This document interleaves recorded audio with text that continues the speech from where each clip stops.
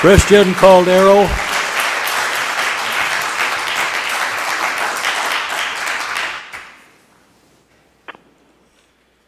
Good evening, members of the board. George Peabody once said, "Education, a debt due from present to future generations." Now, we talk about a lot of things at this board meeting, but somehow we forget to talk about the reality of who's winning and who is losing. And it is very clear to anyone who spends time at these board meetings studying what's happening at this college that administrators are doing extraordinarily well, at the same time as students are struggling to get into classrooms and to get out of this institution on time and be able to be on the workforce and help the economy get back on its feet. Recently, LA Times published an article on community college. 70% of students seeking degrees at two-year schools fail to obtain them or transfer to a four-year university within 6 years. If students are the future, how do you expect us to achieve our goals by funding our education poorly and change the landscape of California than the people who are currently running schools, the cities such as Bell and the state capitals, yes, like our very own Sacramento? The future of California, they are the ones who we're not delivering much success. We have a higher priority in this college, and that priority is to cut back in education and the services and have teachers take pay cuts and reduce their health benefits, and we expect them to reach goals that you guys set for student success. We got to fund our administrators and vice president. That's what it seems. Now, 700 miles up north, but what is happening to our own college from the rest of the sister colleges around us? This past summer, something bad happened. And one of my favorite actors, Paul Newman, once said, "What we have here is a failure of communication." I stood back and see the faces of students, fear in their eyes, and worrying on what the outcome would be for summer school this past year. My English professor, Dr. Spear, has made me more open-minded on what's actually happening. And I asked myself, what is actually happening to this college? How do we get almost to the brink of not having summer school? I have to say, what's happening in our own education being poorly dismantled in California, it boggles the mind with what's happening in London. Anarchy, chaos, protesting for the cost of rise of the tuition. Do we as students have to turn to the days such as the 60s, 70s, and what took place on March 23rd? But I find it interesting how the newspaper read in our article, once we got our summer school approved. I have decided to move forward with the summer 2010 schedule as previously planned. However, given the fiscal and enrollment pressure we face, I have directed Executive Committee to work with the appropriate constituent groups to reduce, suspend, or eliminate programs and services that do not directly support the core mission of college. Two things from reading that. One, plan. How is something planned and in the next couple of days you read the paper reading, "One summer session saved by the president"? All I have to say is there is no fate on what we make. Two, to reduce, suspend, or eliminate programs and services that do not directly support the core mission of college.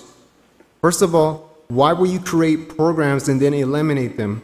They have to be part of the mission of this college to even be considered from the first place, right? At the last board meeting, I briefly talked about the number of vice presidents we have at this college. I pay attention to detail. When walking from the M building to the T building, I realized that the grass is greener on the other side. And then at the cube,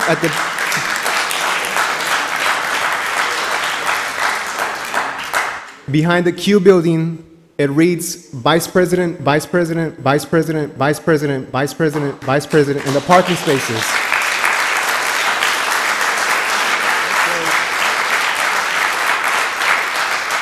At the P building, behind it, Vice President, Vice President. More and more flyers are being read just like this one right here.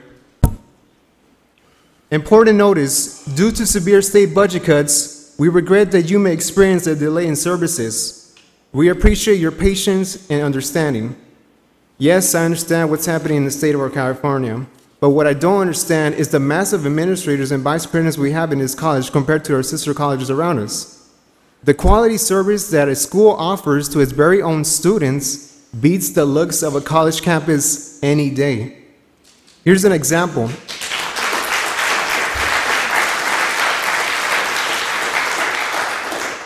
I wrote a letter concerning my thoughts in the courses I wanted to see when developing the summer school schedule with the petitions that I sent to Mr. Oakley. I asked for English 3.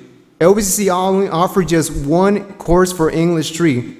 That time didn't match with my schedule because I had continuous classes to attend to, but just one course was offered. Cerritos, Cypress, El Camino College averaged around 6 to 7 courses for English 3. I'm one of those people who forgives but doesn't forget. So on March 23rd, on March 23rd, I spoke and members of the board overheard a faculty member saying that El Camino College may not be offering summer courses. So when I spoke, I said El Camino College is not going to have summer classes. Dr. Don Burns said, that's wrong. And you know what I did? I took my talents like some people over the summer and took my business somewhere else to keep my ed plan on board with me getting out of this college instead of staying here 6 years and went to El Camino College.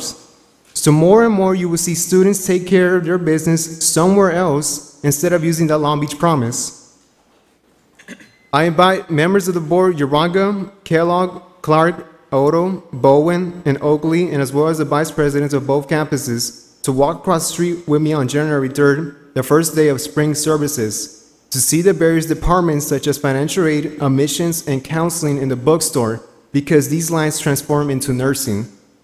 January 10 is the first day of spring semester.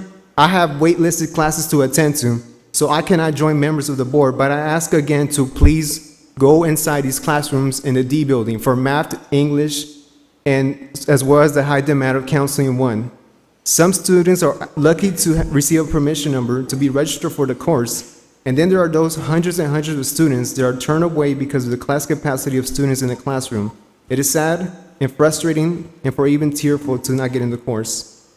Now, August 24, many of my friends were complaining about the service of this college, and I said, don't complain if you don't have a solution. So I spoke about ways to improve the college, about these long lines at the bookstore. And a way to decrease these lines is to have vending machines outside the P building, T building, and D building with the following: Scantrons, blue books, pencils, and pens.